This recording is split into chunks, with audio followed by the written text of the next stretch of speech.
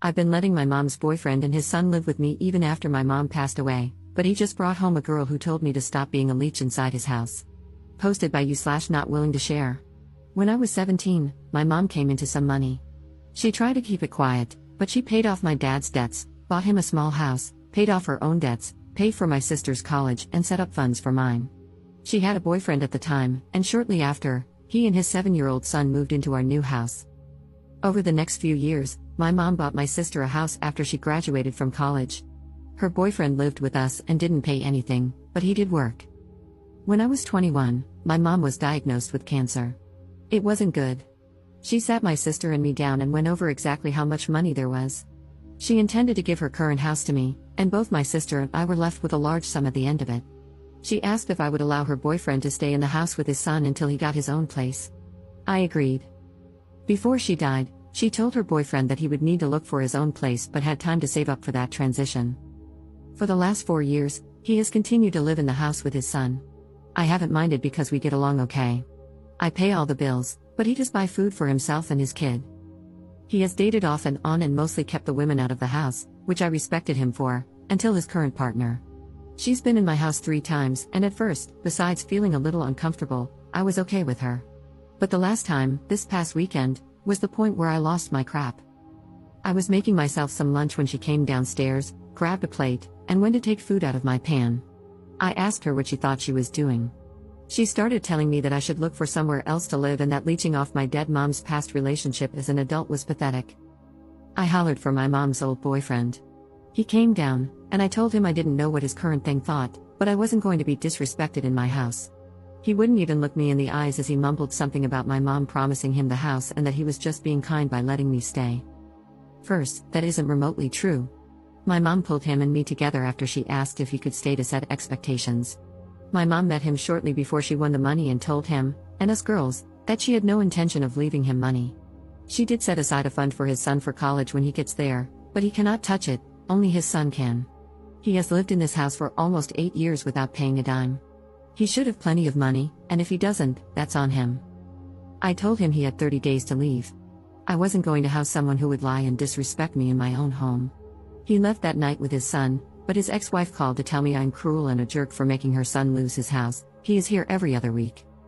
I really feel like my mom didn't expect him to still be here, but my sister said she feels like I am breaking my promise to my mom, and that made me feel like maybe I am the jerk.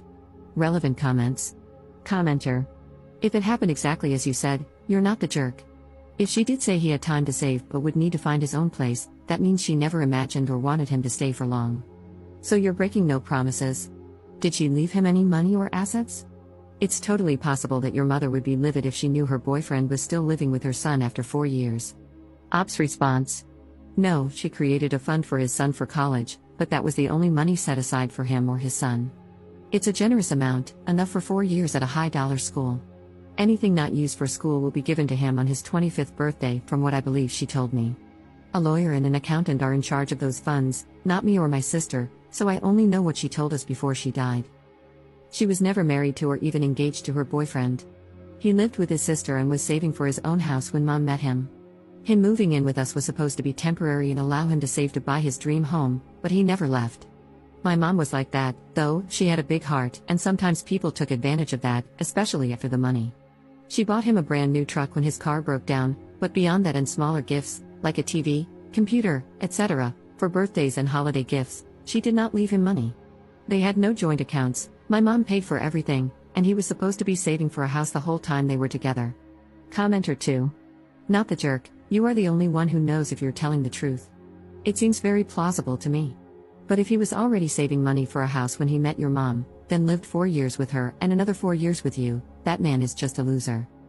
Is there any way your dad could come stay with you the week he moves out? The first thing you need to do is change all of the locks and get yourself some sort of security system. Please don't feel bad for making him leave. It seems to me that your mom was really smart and planned things out very carefully.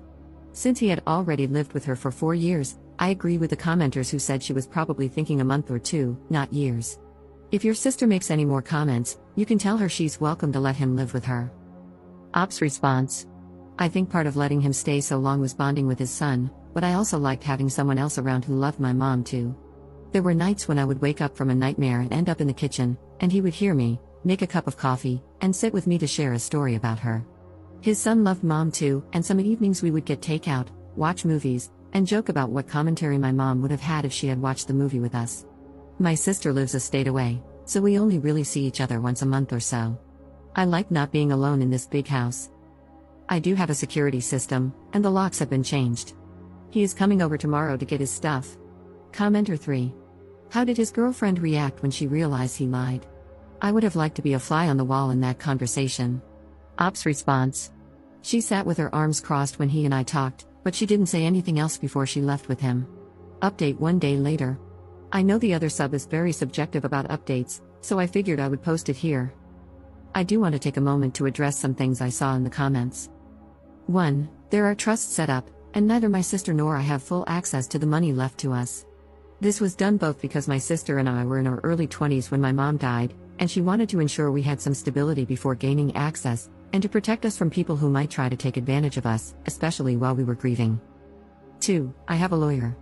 He has already informed me of the eviction laws in my area, and my mom's former boyfriend will be served with formal eviction papers just to cover myself, even after today.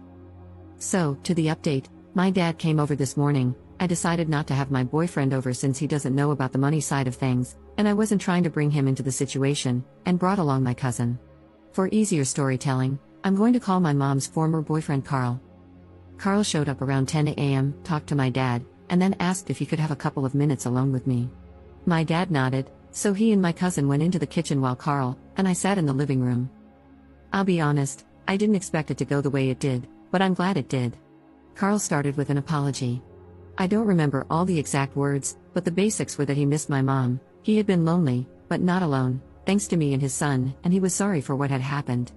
He admitted that he got caught up in lust, let someone else fill his head with ideas, and that he took responsibility for his mistakes. He said he should never have put up with someone who would disrespect me or my mom's memory. He tried to hand me a cashier's check for $15,000.